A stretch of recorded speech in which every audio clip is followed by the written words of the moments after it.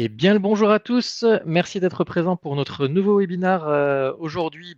Merci d'avoir pris le temps, puisqu'on va parler de prendre son temps, d'aller un peu à contre-courant justement des tendances managériales qui sont poussées performance, objectif, aller toujours plus vite, gagner toujours plus. On va justement parler d'une autre pratique qui se fait de plus en plus, qui est le slow management. Justement, slow management, prendre le temps, améliorer la qualité de vie au travail. On va en parler. Mais tout d'abord, je vous rappelle les règles donc des webinaires. Donc, vous êtes actuellement sur la plateforme Livestorm, donc vous avez la possibilité sur les onglets sur le côté en bas à droite d'interagir avec le chat. Et vous avez également un onglet dédié aux questions. Donc, n'hésitez pas à poser vos questions qu'on reprendra à la fin de la présentation. Je vais sans plus attendre passer la parole à Marc, qui va vous parler de Pro-Évolution avant de prendre le temps de parler de slow management. Marc, c'est à toi. Merci, bonjour à toutes et à tous. Merci d'être, je crois que vous êtes quelques 25 inscrits et puis ça continue à arriver en ligne, donc top. Alors Pro-Évolution, alors c'est intéressant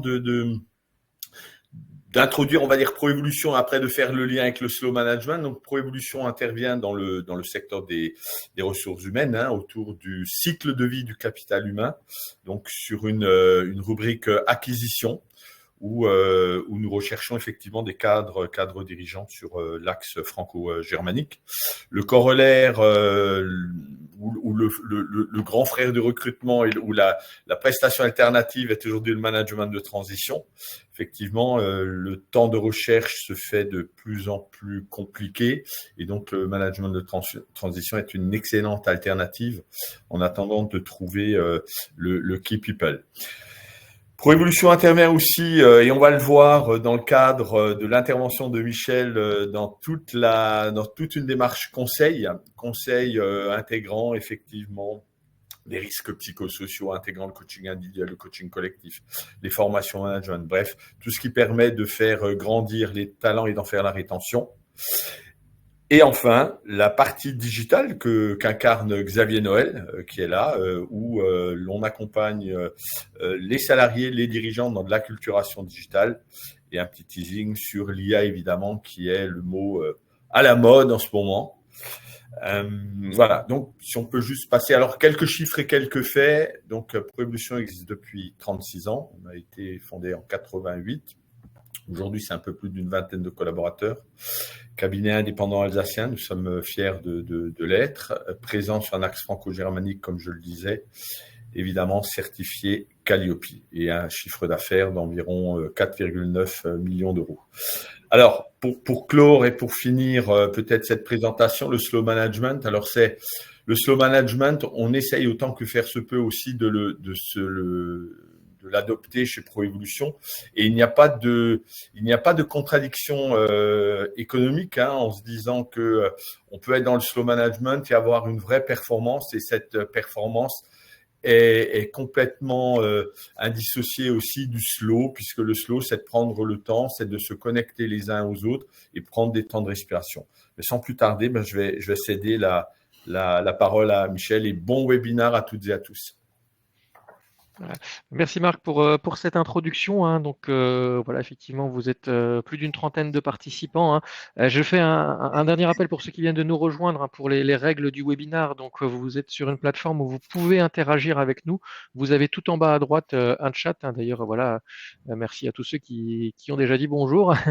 Voilà, vous pouvez aussi utiliser l'onglet juste à côté, l'onglet questions. N'hésitez pas à utiliser pour vraiment poser des questions. Séparez bien les discussions entre vous des questions. Ça nous permettra à la fin de la présentation de Michel de les reprendre les unes après les autres. Donc on a pris le temps de vous présenter tout ça, parce que prendre le temps, je pense que c'est le sujet d'aujourd'hui. Et Michel, qui est donc notre responsable département transition de carrière et conseil, qui va prendre le temps de vous en parler. Michel, je t'en prie, la parole est à toi. Merci beaucoup Xavier Noël, merci Marc pour la présentation. Effectivement, Michel Klingler, moi je suis responsable du département transition de carrière et conseil chez Pro-Évolution. Je travaille avec Marc, avec toute l'équipe depuis 2006. Et effectivement, ça m'a permis aussi de prendre le temps de de poser beaucoup de choses. Je suis moi-même coach individuel, j'interviens en coaching individuel, en coaching d'équipe.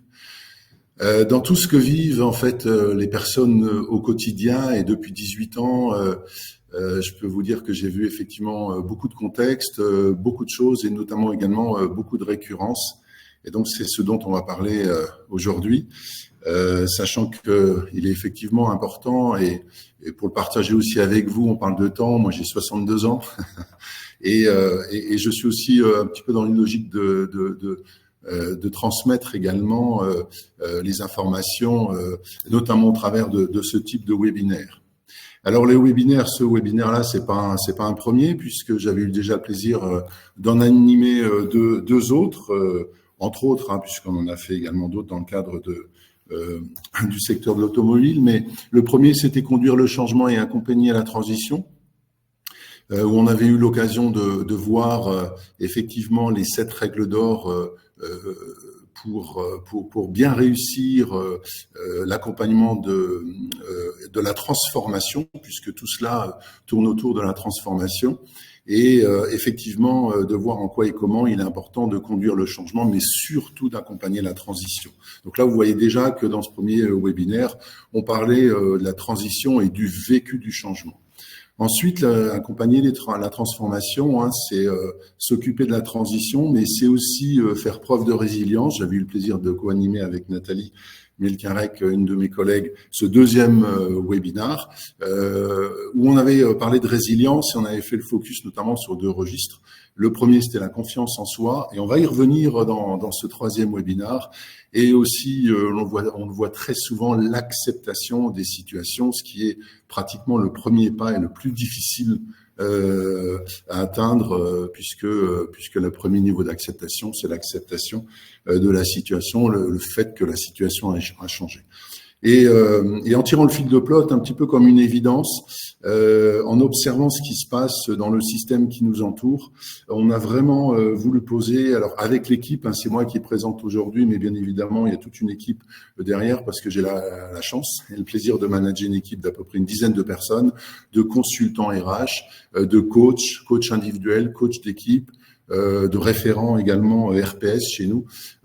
Et quand on s'est posé la question de cette thématique sur le troisième séminaire, ça nous est venu comme une évidence, puisque finalement, quand on voit notre pratique, quand on voit la façon dont on interagit avec les personnes qu'on accompagne, finalement, les points sur lesquels on met l'accent nous ramènent finalement systématiquement à ce chapeau qui est le slow management.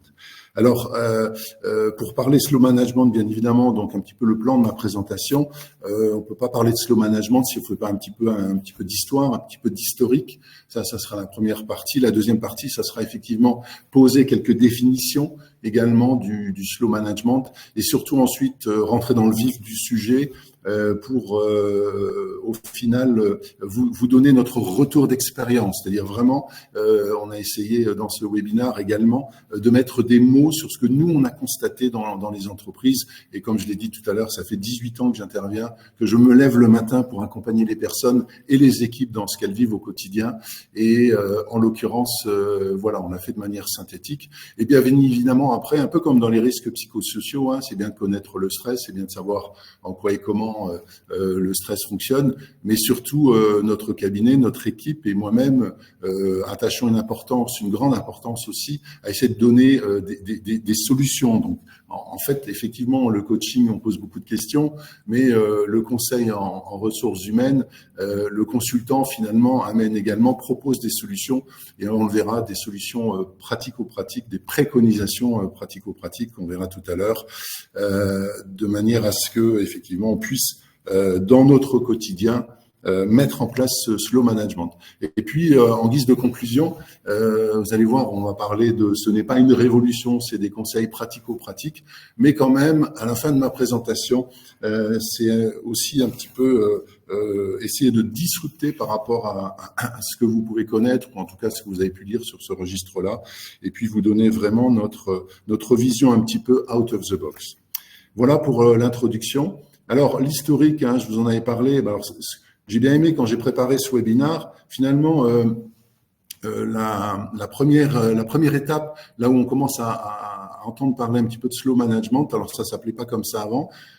C'est les fondateurs d'HP, Bill Hewlett et Dave Packard, qui avaient une habitude du MBWA. Alors MBWA, ça veut dire effectivement du management by walking ou bien wandering around, c'est-à-dire ils ont vraiment développé cette culture d'aller un petit peu se promener dans l'usine, se promener, d'aller à la rencontre des personnes. Et ce qui est intéressant aussi, c'est effectivement que ils font ça et ils ont donné toute l'importance de ce MBWA, de ce management by wandering, dans une logique effectivement, surtout en période de crise, et c'est ce qu'on avait dit dans notre premier webinaire, que c'est lorsque on traverse une crise, qu'effectivement, il est fondamental de ne pas s'enfermer dans son bureau, fermer sa porte, mais d'aller voir les personnes. Donc voilà, donc un petit hommage à ces deux fondateurs. Ensuite, la première fois où, bien évidemment, on entend parler de slow, c'est le slow food. Alors, c'est effectivement Carlo Petrini qui a pour la première fois parlé de slow, le slow food, parce que quand il a vu qu'on implantait un fast-food juste au milieu de sa ville natale, de Rome. Donc, il a créé ce mouvement pour effectivement, alors qui au départ est un mouvement sur non pas le fast-food, mais le slow food, la qualité plutôt que la quantité, l'origine des produits, etc. Et ce qui est intéressant, c'est que ce mouvement finalement slow food est très très vite devenu aussi un mouvement qui a voulu un petit peu, alors je vais le dire volontairement comme ça, s'attaquer au système et se battre pour des causes de type biodiversité, préservation de l'environnement et notamment la juste rémunération des producteurs. Donc 1980, on a l'apparition de cette terminologie finalement du slow food. Après, ce qui est intéressant dans ce livre, alors j'ai fait un petit peu une bibliographie, bien sûr, il y a plein d'ouvrages qui peuvent parler de ce sujet-là. J'en ai sélectionné 3. Bias for Action, c'est intéressant, de Heike Bruch et Sumantra Ghoshal. C'est un ouvrage qui, pour la première fois, dit OK, on est dans un système, ça va de plus en plus vite, ça tourne de plus en plus vite. Il est important aussi pour les managers, alors de prendre le temps de faire quoi, de prendre le temps de se poser et surtout de trier, de hiérarchiser les tâches et de savoir finalement dire non au système qui nous entoure. Et Heike Bruch et Sumantra Ghoshal part du principe que dans les entreprises aujourd'hui, finalement, 10% des managers essayent de focaliser leur énergie sur des sujets qui sont des sujets importants. On sait à la matrice Eisenhower l'importance, l'urgence, et de sortir un peu du travail de l'urgence pour travailler sur l'important. Mais ce temps qu'on gagne aussi là, on peut effectivement ensuite le mettre sur de la réflexion, sur de la créativité, sur de la stratégie. Autre ouvrage qui parle de slow, c'est Carlo Honoré, L'éloge de la lenteur. Et si vous ralentissiez, Ago, on ralentit, etc. C'est lui qui a un peu popularisé le slow management au départ, suite à la crise financière de 2007, où il a commencé à dire effectivement qu'il était important de prendre le temps de faire les choses. On retrouve des notions un petit peu de bien-être du type être ici et maintenant, pleinement, en pleine conscience avec les personnes. Et puis alors, je remercie une personne qui est sûrement connectée ce matin, Marc, avec qui on avait un peu échangé en amont de ce slow management et qui m'a proposé effectivement une lecture que j'ai commencée, donc Hartmut Rosa, qui lui est un sociologue allemand et qui parle d'accélération. Et pourquoi il est important de mettre aussi ce livre-là, parce qu'on le verra aussi, notamment dans notre conclusion, qu'il est important, si on veut que les choses finalement changent un petit peu, il est important aussi de s'attaquer au système qui nous entoure. J'ai presque envie de le dire comme ça. Pourquoi ? Parce que finalement on est dans une forme d'accélération. Alors l'accélération, Rosa lui dit, il y a une accélération technique. Bien évidemment, on a de plus en plus d'outils qui nous permettent de faire les choses de manière plus vite. Aujourd'hui, ce qu'on fait en 1 heure, il fallait 12 jours au siècle dernier pour pouvoir le faire. Et il pose le paradoxe suivant, c'est on n'arrête pas de rajouter des outils qui nous permettent de traiter les choses plus vite, et on n'a toujours pas de temps. C'est-à-dire, à un moment donné, on pourrait se dire, bah, tiens, on a gagné du temps, on fait autre chose, on se pose, etc. Mais sauf que ça marche pas comme ça. Il fait aussi le lien avec une accélération du changement social, hein, des mœurs, et puis du rythme de vie. Et là-dessus, il dit aussi, finalement, si les choses ne ralentissent pas, c'est qu'on participe nous-mêmes à l'accélération du processus. Donc, finalement, c'est un processus qui finalement s'accélère et va de plus en plus vite.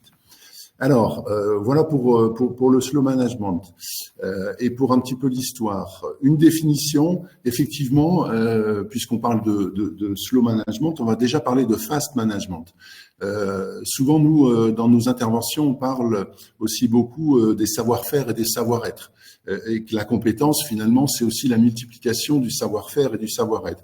Et donc, il m'a paru intéressant de bien préciser que le fast management, c'est comme si c'était un petit peu faire du management. C'est un monde dans lequel on est centré sur les to-do. Alors ça, les to-do, effectivement, on en parle très, très, très souvent avec les personnes qu'on accompagne. Parfois, on dit ma vie est régie par ma to-do. C'est organiser le travail, les plannings, piloter l'activité, piloter les chiffres, contrôler, gérer les urgences, les problèmes du quotidien. Ça, tout le monde se reconnaît qui manage une organisation. Gérer les projets. Alors, des emails, oui, beaucoup trop d'emails, des réunions. Ça, j'en entends beaucoup parler aussi en coaching. Moi, je peux pas parce que j'ai mon planning qui est rempli de réunions. Remis en langage neurosciences, c'est un petit peu un fonctionnement en mode automatique. On fonctionne par réflexe, centré sur la technique ou l'organisation. Bien évidemment soumis à des résultats immédiats et sous l'influence des marchés et de l'économie, puisque on sait très très bien que les entreprises d'aujourd'hui ne nous leurront pas, on est aussi impacté par l'économie et par les marchés, par le groupe qui met une pression très très forte sur l'aspect financier, comme on entend souvent cette phrase, et forcément le faire du management, le savoir-faire du management, le fast management est amplificateur de stress et potentiellement générateur de mal-être. Le problème, j'ai presque envie de le dire comme ça, le problème là, c'est qu'on considère l'homme comme une ressource. Au même titre qu'une machine, au même titre que des moyens financiers, etc., c'est une ressource.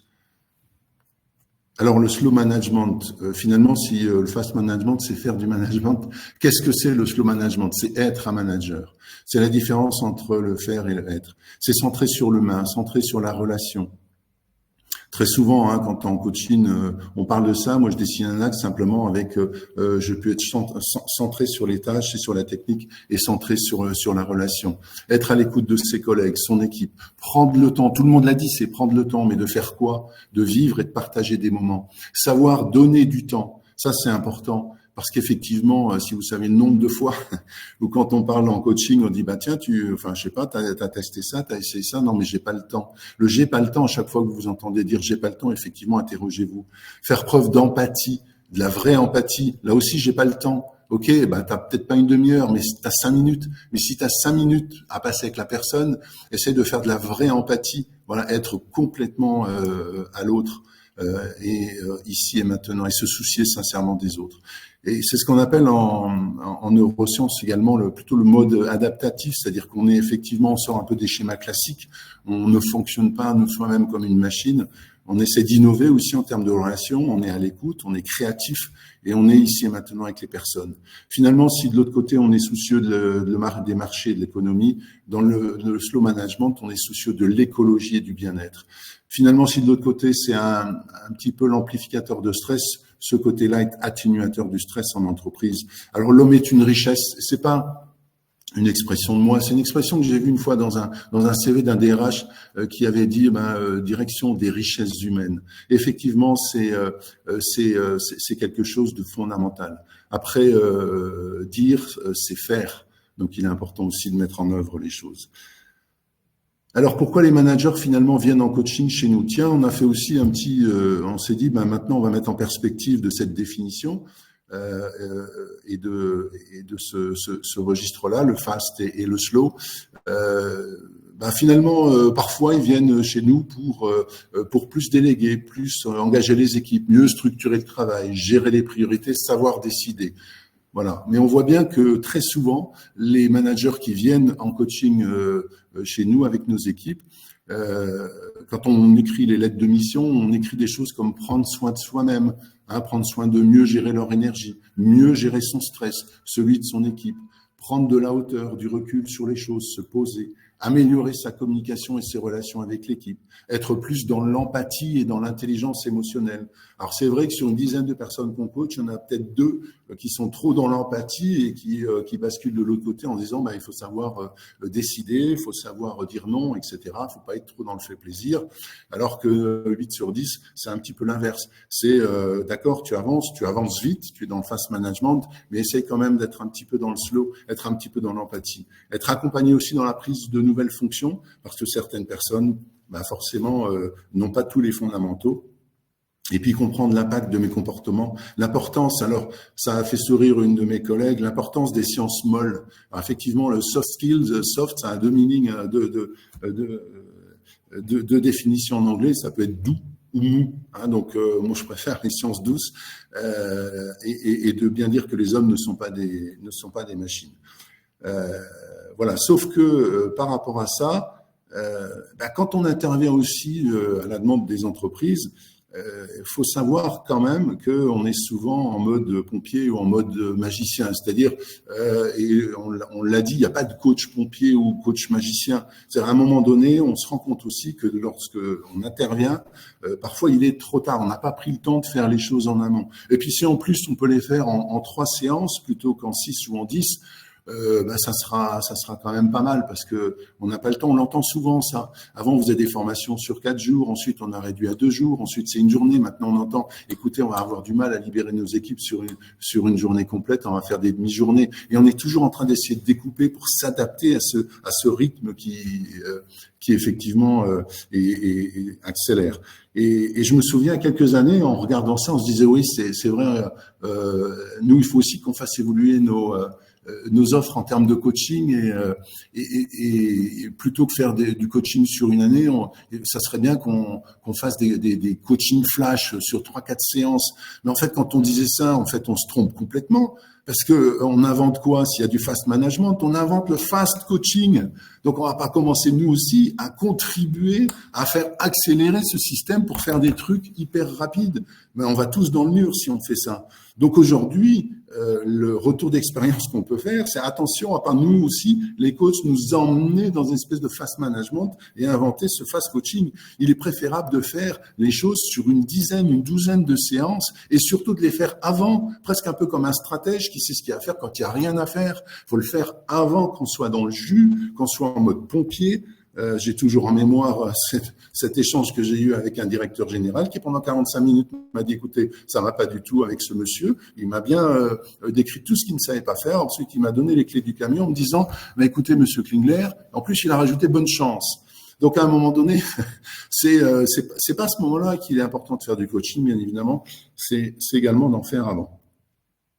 Alors, notre constat dans les entreprises, il y a de très belles choses dans les entreprises et des gens formidables à tous les échelons, sans exception. Moi, c'est ce que je dis souvent. Les personnes sont, franchement, quand on prend les personnes de manière individuelle, les personnes, elles sont animées de bonnes intentions, travaillent, le terrain, il est fertile. Alors, bien évidemment, il y a toujours les 2-3 irréductibles qui sont pas là pour faire avancer le système, mais globalement, les personnes qu'on voit, elles sont là pour effectivement faire avancer ce système. Mais notre retour d'expérience, c'est quoi? C'est dire que les managers, finalement, sont souvent nommés à leur poste sur leurs compétences techniques. On a encore visité un atelier il n'y a pas très longtemps où le responsable de l'atelier dit le problème chez nous, c'est que les gens qu'on nomme managers, c'est nos experts techniques.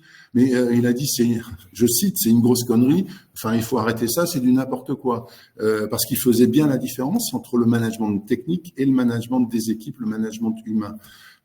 Je l'ai dit tout à l'heure, il existe toujours un manque d'anticipation des entreprises sur ce registre, notamment s'agissant des compétences attendues. Faudrait mettre en avant toutes les formations managériales avant la prise de fonction, même si parfois c'est fait, même si parfois effectivement dans certaines entreprises les réflexes sont là. Manque de préparation des collaborateurs qui passent manager, j'en ai parlé. Le manque dramatique aussi d'accompagnement des salariés au changement et à la perte de sens.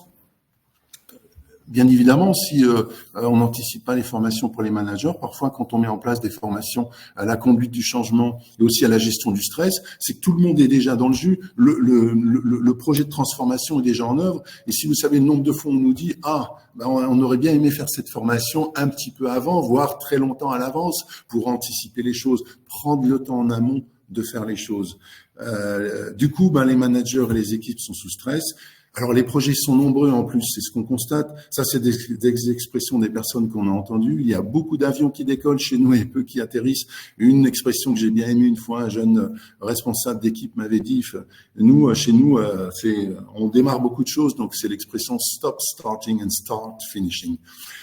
Les hommes et les femmes de l'entreprise sont considérés comme des ressources, j'en ai parlé tout à l'heure. Et les démarches sur le bien-être et la QVT en entreprise, bien évidemment qu'elles sont présentes, bien évidemment que 88% des personnes considèrent que c'est la responsabilité de l'entreprise de s'occuper de la QVT et du bien-être en entreprise. 55% des personnes voient a priori qu'il y a des choses qui se passent. Il y en a que 39% qui constatent sur le terrain réellement qu'il y a des choses qui se font. Et en plus, si on met en perspective des indicateurs, par rapport à l'année dernière, je ressens de l'angoisse, je ressens du stress, je suis fatigué. Les indicateurs, ils ont progressé de 2 à 5%.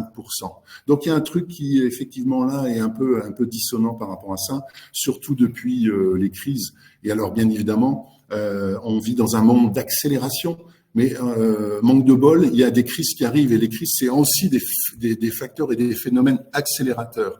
Donc non seulement ça accélère et on y contribue fortement, mais en plus les crises, ça met des coups de boost à tout ça.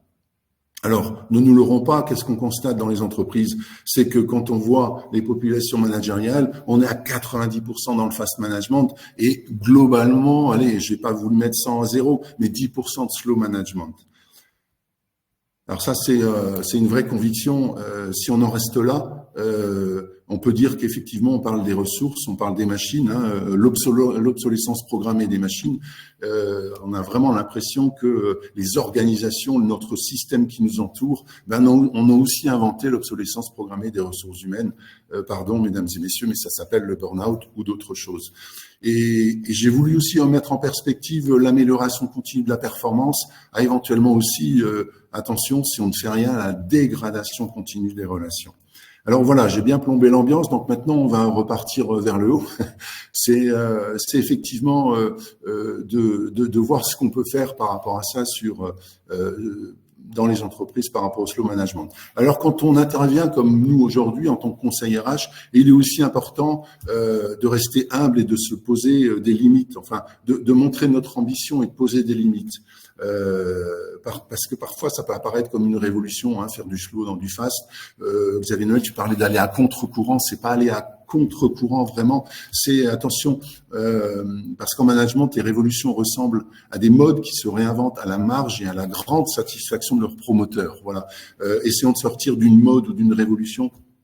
Donc pas de révolution, mais déjà une mise en pratique de quelques éléments simples, ce que j'ai appelé nos 3 P, nos préconisations pratico-pratiques en provenance directe de nos observations et retours d'expérience. Notre ambition, ce n'est pas de faire passer les managers du fast au slow, c'est pas de passer de 90-10 à 10-90, mais d'équilibrer le tout pour que l'ensemble puisse tenir. Comment composer entre, comme l'a dit Marc, entre la performance et le bien-être. Alors, bien évidemment, un équilibre, on pourrait penser à 50-50, on va faire la technique de petits pas. On le dit souvent en coaching à nos managers, ça te paraît difficile, mais c'est quoi le premier petit pas atteignable? La technique du petit pas, on va s'appliquer à nous aujourd'hui. C'est comment passer de 90-10 à 80-20. Si on doublonne les 10%, ça sera beaucoup. Alors, notre définition, du coup, le slow management, encore une fois, ce n'est pas aller lentement, c'est prendre le temps, c'est consacrer du temps aux personnes individuellement, car l'équipe se construit grâce aux relations individuelles, on travaille de manière individuelle et ensuite en collectif. Le slow management ne veut pas dire renoncer à la performance, c'est travailler autrement, c'est se soucier aussi des personnes, redonner du temps. Alors, l'autonomie, on va en parler, la reconnaissance, redonner du sens, et travailler à la performance durable et non pas jetable. Il faut travailler en amont pour donner tout ça aux personnes de manière à ce qu'ensuite les responsabilités puissent être effectivement un petit peu diluées dans l'entreprise, en tout cas sous-traitées aux équipes. C'est donc l'ensemble des pratiques managériales alternatives et complémentaires au fast management destinées à créer des environnements coopératifs, durable et stable, c'est valoriser le travail. On a tous besoin de ça, on a tous besoin d'entendre une personne qui nous dise « Écoute Marcel, c'est bien ce que tu as fait là ». Encore hier, j'étais avec une personne qui était un petit peu down, qui était un petit peu dans la déprime et qui finalement, à ce besoin-là, avait besoin d'entendre son responsable lui dire juste « Écoute, j'ai plaisir de travailler avec toi, c'est bien ce que tu fais », surtout quand on peut être en situation d'échec. Donc, le slow management, c'est pas perdre du temps, c'est investir du temps. Pourquoi le Petit Prince? Parce que le Petit Prince, il dit on voit bien qu'avec le cœur, c'est l'essentiel est invisible pour les yeux. Mais il y a une petite phrase qu'il y a derrière, en fait. C'est le temps que tu as perdu avec ta rose et pour ta rose qui fait l'importance de la rose et qui fait que la rose est si importante pour toi. C'est le temps que tu as passé avec ton équipe et que tu as passé pour l'équipe qui fait l'importance de ton équipe et l'équipe, elle va le sentir. Alors, comment passer du temps avec son équipe? Donc le slow management, nos 3 P, nos pratico-pratiques. C'est pas perdre du temps, c'est prendre le temps de faire quoi? Alors nous avons focalisé en équipe sur 6 registres. Déjà, c'est prendre soin de soi, on va le voir et comment. C'est prendre soin de la relation à l'autre. C'est toujours le triptyque moi, l'autre et le contexte. C'est aussi bien connaître son équipe. Ça, c'est important et on va voir comment. C'est ensuite des éléments qui sont tout bêtes, on en parle souvent, mais c'est faire du feedback, c'est mettre en place dans son équipe une véritable culture du feedback. Et c'est aussi porter son attention sur un certain nombre de registres, sur l'estime de soi et surtout sur les temps de vie d'une équipe, sur respirer, sur célébrer avec son équipe. On y va tout de suite. Prendre le temps de prendre soin de soi. Bien évidemment, puisque finalement, le premier outil du coaching, souvent on dit, c'est le coach. Le premier outil du slow management, c'est le manager lui-même. Comment voulez-vous faire du slow management si vous-même, vous prenez pas soin de vous? Donc, un message à l'ensemble des managers, prenez soin de vous. C'est ce qu'on leur dit dans les formations sur la gestion du stress, etc. On ne peut pas changer ce qui nous stresse. C'est inné parce que c'est notre vécu, c'est notre mémoire émotionnelle qui, à des événements, à des contextes, associe des réactions émotionnelles, la peur ou la joie, etc. On se cite souvent l'exemple du chien, le chien est gentil ou le chien m'a mordu quand j'étais petit. On peut pas changer ça. Par contre, on peut agir et changer la réaction, la réponse qu'on donne au stress. Donc effectivement, à une situation en contexte, on peut pas modifier la situation. Je suis en réunion avec mon patron, il est en train de me stresser. C'est mon grand directeur général. Je dis Marcel, tu peux sortir, s'il te plaît, tu me stresses. On peut pas agir sur cette situation-là. On peut pas changer la situation. Donc c'est travailler sur soi pour à un moment donné aussi se dire finalement qu'est-ce qui va me permettre de mieux gérer ces situations. Donc on a développé 4 outils. La multisensorialité, c'est reconnecter son cerveau avec tous les canaux sensoriels. Bien évidemment, aujourd'hui c'est un webinaire. Si vous voulez en savoir plus sur toutes ces techniques, vous pouvez nous recontacter. Mais c'est vraiment faire passer son cerveau en haut débit. C'est l'obliger à se reconnecter en mode adaptatif. La distanciation, c'est un autre outil qui est un petit peu plus scolaire, mais qui permet aussi de se mettre dans la peau de quelqu'un d'autre pour dire, finalement, l'autre, il en penserait quoi de cette situation? Il dirait quoi de cette situation? Et finalement, s'il était à côté de toi, qu'est-ce qui te soufflerait à l'oreille? La réévaluation des émotions. Ça, c'est un point important, c'est un point fondamental. Pourquoi? Parce que dans une journée, il s'est passé 9 trucs positifs, il s'est passé un truc négatif. On va se coucher le soir, à quoi on pense? Au truc négatif. Et puis finalement, si le cerveau qui reclasse un petit peu tout quand on dort, finalement il n'arrive pas à résoudre ça, il n'arrive pas à reclasser ça, il frappe à la porte et il te réveille, dit donc réveille-toi à 3 heures du matin, j'ai un problème. Donc c'est important de faire la révélation des émotions et surtout de travailler sur la cohérence cardiaque. La cohérence cardiaque est un outil de respiration, il y en a d'autres, mais qui permet d'être pratiqué sur site et qui permet aussi un juste et un vrai retour au calme. C'est expérimenter la physiologie comportementale pour se remettre au calme parce que le stress, c'est un formidable accélérateur et ça accélère également la machine. Alors, en disant ça, voilà, ça c'est la théorie maintenant en pratique. nos préconisations, bah tiens, une petite fiche de synthèse. Allez, c'est presque comme un modus operandi. Comment mettre en avance et en pratique tout ça? La cohérence cardiaque, faut le faire tous les jours. Comment? 10 minutes le matin en arrivant au bureau, 10 minutes le soir avant de rentrer chez soi. Je sais que la journée va être difficile. J'arrive 10 minutes plus tôt, ou je le fais chez moi avant de partir, ou même parfois Viviane le dit dans des formations, une de mes collègues, elle dit vous pouvez le faire dans la voiture. Alors ça, bien évidemment, c'est quand on pratique et on a une expertise sur la pratique de cela, mais l'idée c'est de se mettre 10 minutes dans son bureau et de faire de la cohérence cardiaque, de la respiration ventrale pour essayer de reconnecter effectivement, de se remettre au calme avant la folie de la journée. Bien évidemment, la folie de la journée, j'ai pris plein de choses. J'arrive chez moi le soir et je ramène tout ça à la maison et ensuite, de toute façon, je suis en train de manger avec ma famille, mais de toute façon, les gens voient très très bien que je suis pas là. Donc, il est important de faire aussi une séance de SAS, une séance de cohérence cardiaque le soir avant de rentrer chez soi. La distanciation, quand je viens de vivre une expérience stressante, je me mets au calme dans mon bureau ou chez soi en fin de journée. Et je fais ce petit exercice dont on a le modus operandi, bien évidemment qu'on pourra volontairement partager avec vous si vous nous recontactez. La réévaluation cognitive tous les soirs, et en plus c'est de le faire avant de se coucher. Notez dans un carnet les éléments positifs de la journée, les 3 kiffs du jour. Souvent on propose ça aux personnes qu'on coach, et puis alors Marcel, tu l'as mis en œuvre, tu l'as fait, ouais, j'ai fait les 3 premiers soirs et après j'ai arrêté. Il faut beaucoup de ténacité là-dessus, parce que c'est fondamental de penser. Voilà, certains disent on est le héros de sa propre vie. Moi, je dis on est l'outil de son propre slow management. C'est important de pouvoir effectivement rester tenace là-dessus. Faites-le tous les soirs. Notez dans un carnet des éléments positifs de la journée qui sont dans les détails. Une rencontre au café avec quelqu'un, tiens, j'ai pu rééchanger, etc. Mais c'est les détails qui font la différence. Et la multisensorialité, vue de l'extérieur, je me dis une belle balade en forêt, en famille, ou un footing en forêt, c'est faire de la multisensorialité. Sauf que le petit truc juste, c'est attention à être bien en pleine conscience, à regarder ce qui se passe autour, à regarder effectivement la nature, à sentir les odeurs, finalement à se promener peut-être à deux en étant bras dessus, bras dessous, en se touchant, en étant main dans la main et en écoutant finalement le bruit de la forêt. C'est ça la multisensorialité. Le footing aussi, parce que des fois on fait un footing quand on rentre chez soi. En voiture, on se souvient même plus du chemin qu'on a fait parce qu'on pense, on a l'attention concentrée sur un problème du boulot et on fait un footing. C'est pas ça la multisensorialité, c'est faire un footing en étant connecté à l'environnement. Alors, prendre le temps de connecter son équipe. Michel, il te reste 5 minutes. Désolé, tu parles de prendre le temps, mais le temps est malheureusement court. 5 minutes, d'accord. Il va falloir aller très vite, prendre le temps de connaître son équipe. Effectivement, je vais passer très rapidement là-dessus.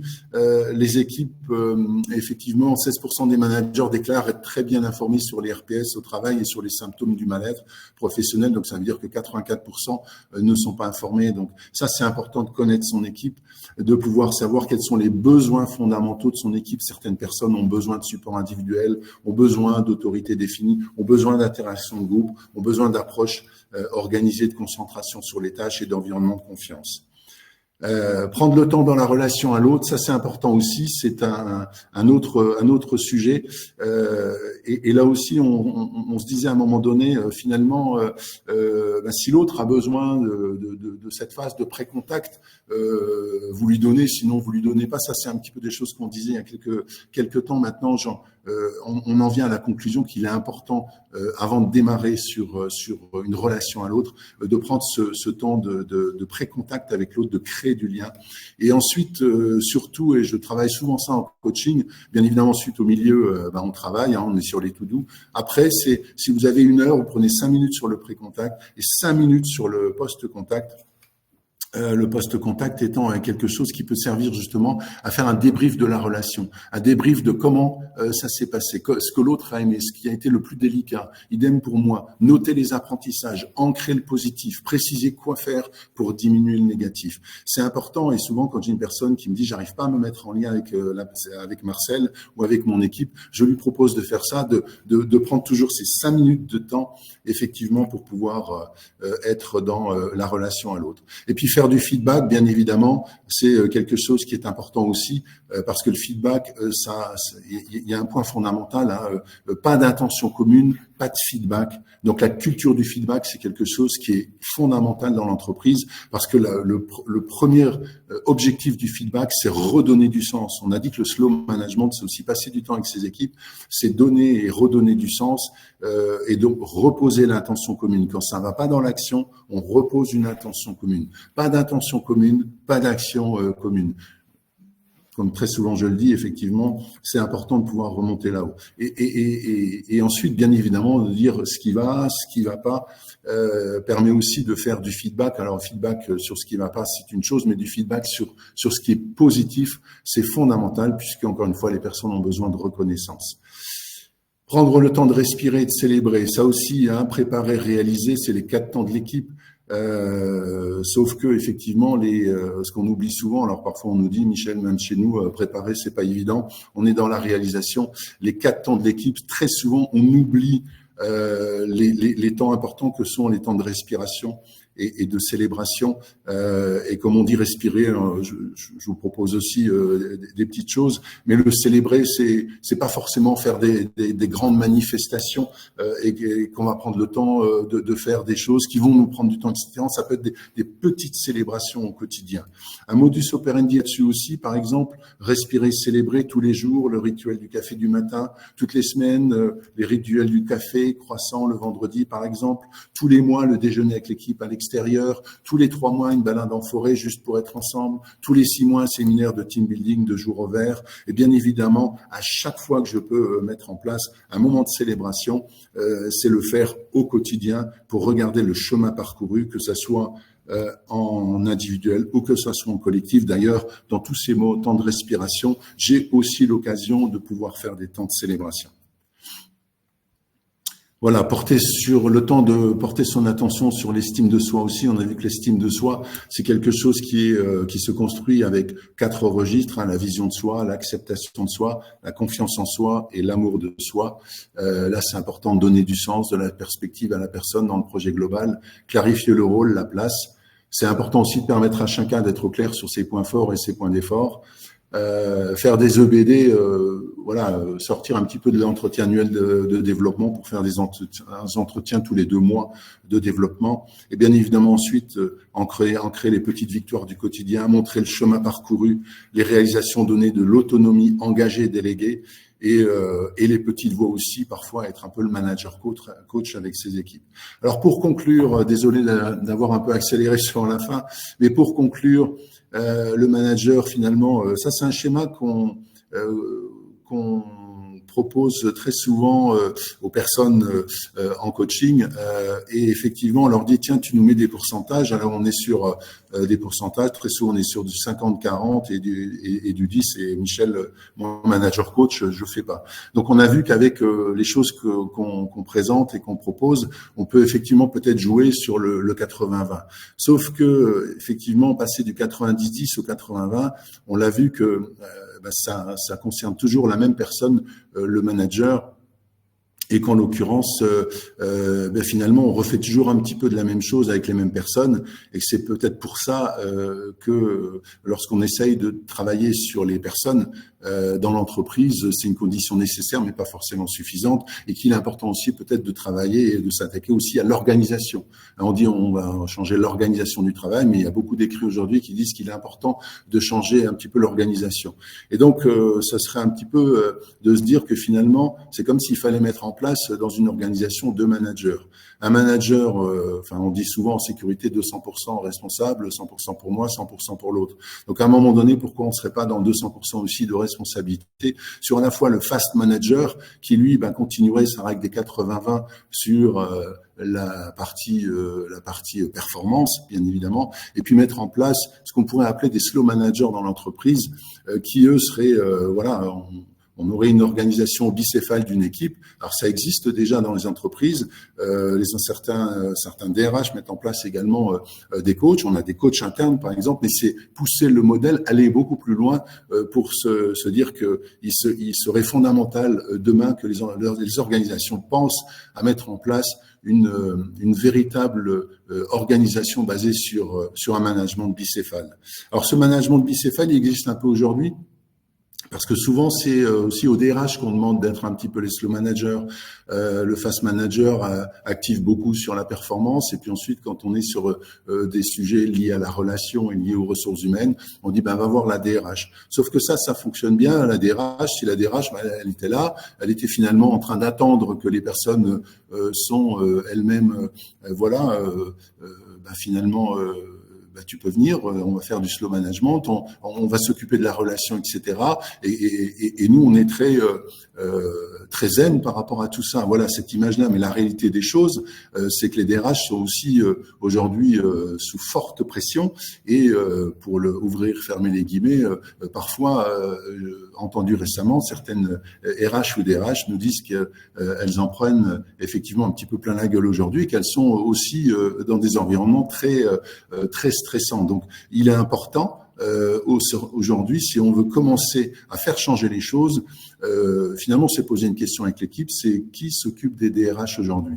Qui s'occupe des DRH? Une priorité vitale, c'est de mettre l'accent sur les DRH dans les entreprises. On s'occupe des managers, on essaie de faire du 90-10 vers du 80-20, on essaie de donner un certain nombre d'outils pour que les managers puissent simplement mettre en place ce slow management, mais il est fondamental de mettre aussi en place une action auprès des DRH et de mettre en place déjà dans un premier temps des programmes d'accompagnement des DRH pour équilibrer le fast et le slow management en entreprise. Et si j'ai parlé d'obsolescence programmée de nos ressources humaines tout à l'heure, un petit peu comme tirer une sonnette d'alarme, c'est de faire très très attention à nos DRH et à l'obsolescence programmée des DRH qui peut arriver si on ne ralentit pas, si on ne fait rien et si on ne participe pas nous-mêmes à essayer non pas de mettre des rustines sur des jambes de bois, mais vraiment à s'attaquer à la jambe de bois qui est l'organisation. Le problème, c'est pas la rustine, c'est l'organisation et c'est changer des choses en profondeur,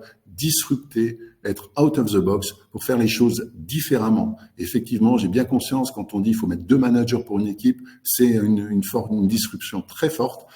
Et en même temps, finalement, avec 18 ans de retour d'expérience, c'est un peu le message que je voulais partager avec vous aujourd'hui. Voilà, je ne sais pas quel est le timing, où est-ce qu'on en est. On l'a un peu dépassé, mais on va quand même prendre quelques questions-réponses. Tu avais une conclusion, je crois, Michel ? Voilà, c'est ma conclusion. Ok, oui, parce qu'il y avait encore une slide, c'est pour ça que je faisais les remarques. Merci pour votre attention et le temps que vous avez su prendre ce matin, parce qu'il était important, effectivement, de pouvoir prendre le temps de dire tout ça. Alors, juste avant de prendre les questions-réponses, Michel, si tu peux passer à la slide suivante, on voulait attirer votre attention sur nos prochains webinars. Donc, vous le savez, Marc l'a dit en introduction, hein, on est sur l'ensemble de l'accompagnement du capital humain de l'entreprise et on parle aussi notamment des attentes des candidats, hein, notamment sur les aspects recrutement. Donc, notre prochain rendez-vous sera le jeudi 23 mai 2024 à une petite erreur, c'est à 9h. Donc, 9h, je vous envoie le lien dans le chat là dans une minute. Et puis, donc, le deuxième rendez-vous à ne pas rater, donc qui est réservé à notre community manager. Donc si vous êtes suivi par Proevolution, hein, que ce soit un manager de transition, que ce soit quelqu'un qui soit accompagné par l'équipe de Michel ou simplement des personnes, des managers qui ont fait l'objet d'un recrutement chez nous, voilà, c'est vraiment un format un peu exclusif où on va parler de booster votre personal branding, votre image en ligne. Alors, on va vous donner les clés pour une image positive.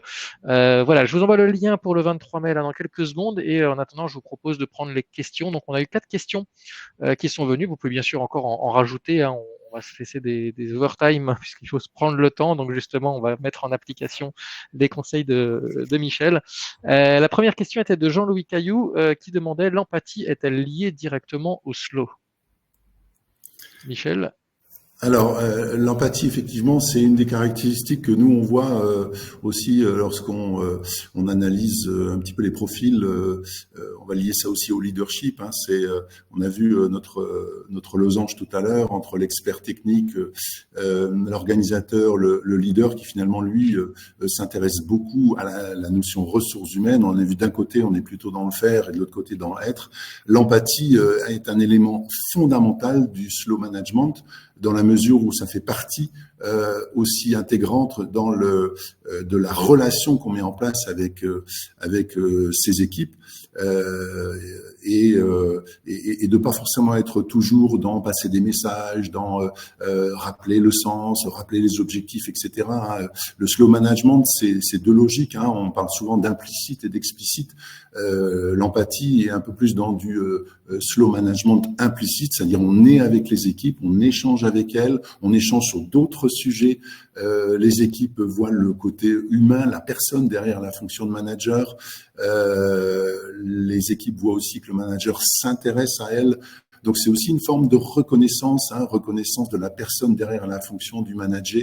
Et donc l'empathie est un élément fondamental à développer, notamment dans son leadership. Alors, parfois dans ces tests, le critère empathique apparaît bas. Alors, c'est pas que la personne n'a pas d'empathie de base, elle peut simplement ne pas utiliser ce levier pour être dans le fonctionnement en équipe. Donc, c'est un élément fondamental du slow management.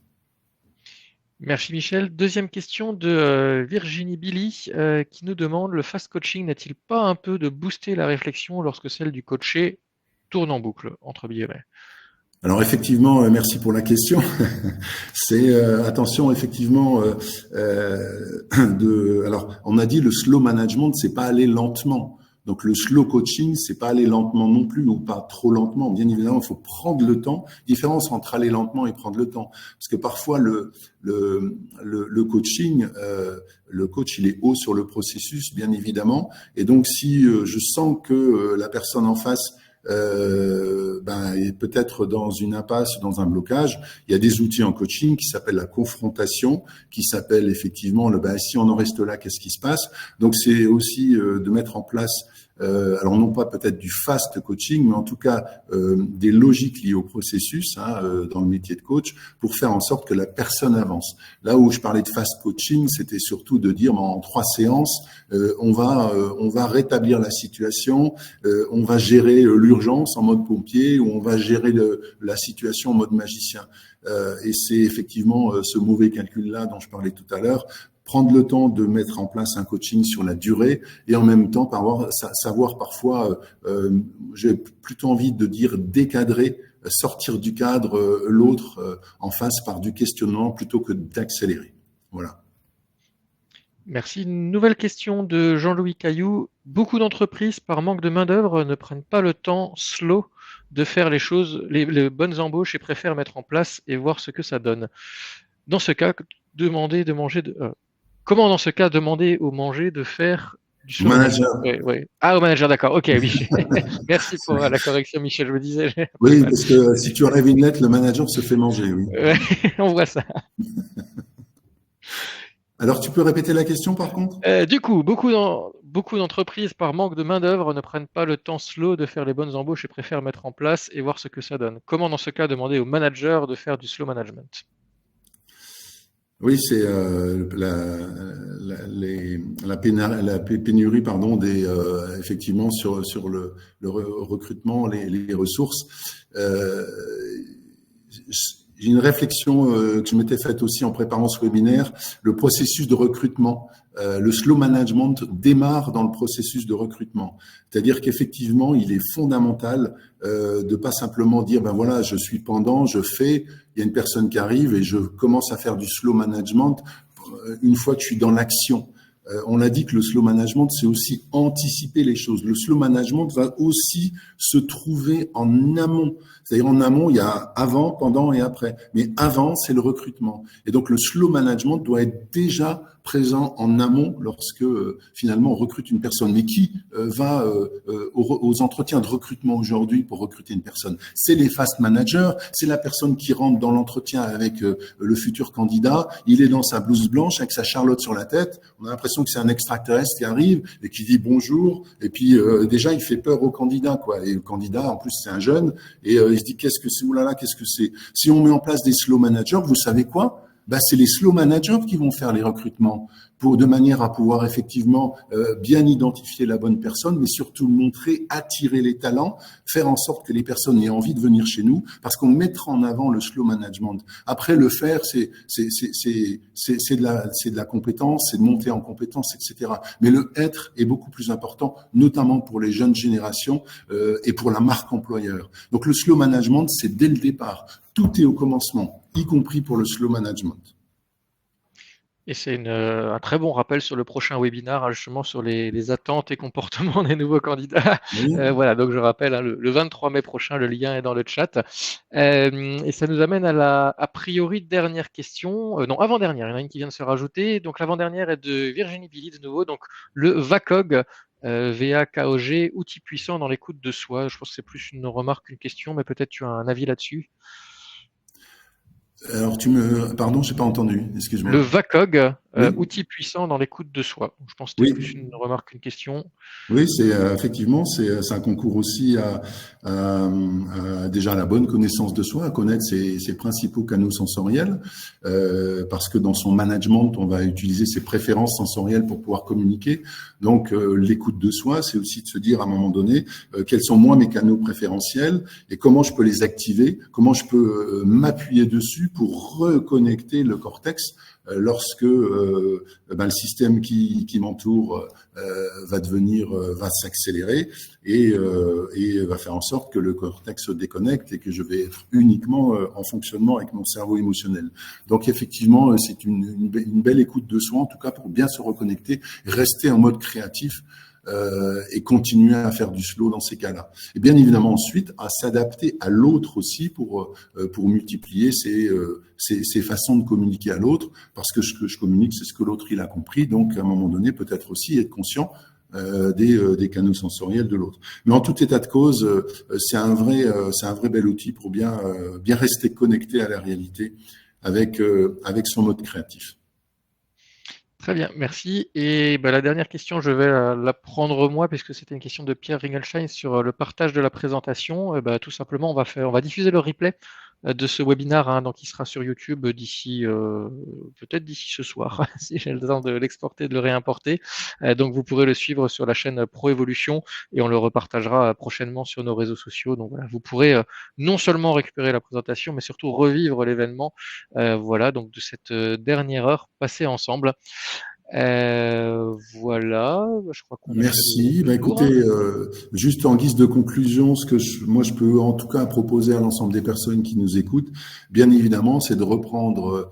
Vous aurez la présentation, vous aurez la vidéo. C'est de reprendre point par point ces différents éléments, ces petits tips dont on a parlé tout à l'heure, pour voir en quoi et comment mettre en place le slow management dans vos équipes. N'hésitez pas à nous rappeler et on aura l'occasion d'approfondir tout ça, bien évidemment, sous forme de teasing tout à l'heure et approfondir si vous gardez ou vous reprenez contact avec nous. Voilà. N'hésitez pas. Merci beaucoup à tous. Un grand merci à Michel pour